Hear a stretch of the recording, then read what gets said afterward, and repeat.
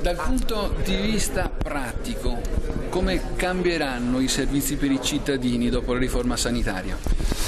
Beh, cambieranno di gran lunga e ovviamente in qualità, visto e considerato che si andranno a centrare molte scelte. Pensi solo all'idea che vogliamo portare avanti di fare un CUP, quindi un centro unico di prenotazioni regionale. Quindi il cittadino chiama e ha uno spaccato regionale delle disponibilità, ad esempio per le visite o per le indagini che deve fare. Un vero e proprio piano industriale di investimenti, perché il futuro della sanità sono ovviamente i professionisti, ma anche le innovative tecnologie. Il mondo sta cambiando con rapidità e oggi noi vogliamo non solo questo, ma vogliamo anche, ad esempio, in questo piano industriale chiedere che si faccia un'unica realtà pensante per l'informatizzazione. Il territorio deve dialogare, i 68 ospedali devono parlarsi tra di loro e non come accade oggi che non dialogano. Ecco, c'è il rischio di perdere per strada qualche ospedale, c'è il timore o magari di vedere personale, si parla appunto di riorganizzazione, ma di perdita di personale? No, guardi, no, queste sono leggende metropolitane e fantasie. Abbiamo 68 ospedali e restano quelli, non ci sono licenziamenti,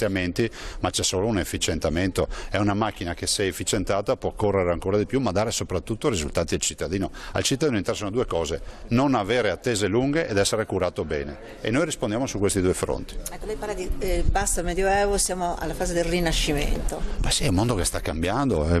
Quando c'erano 21 ULSS c'era un motivo per avere 21 ULSS. Non c'era internet, non c'erano i fax, non c'erano i telefonini, gli smartphone, non si faceva telemedicina, non c'era tutto quello che c'è oggi. Oggi invece possiamo adeguare l'organizzazione a un mondo che è cambiato, che ci permette di entrare in un telefonino e prenotarsi una visita o sapere quante persone sono in sala d'aspetto di un pronto soccorso. Questo accade già in Veneto.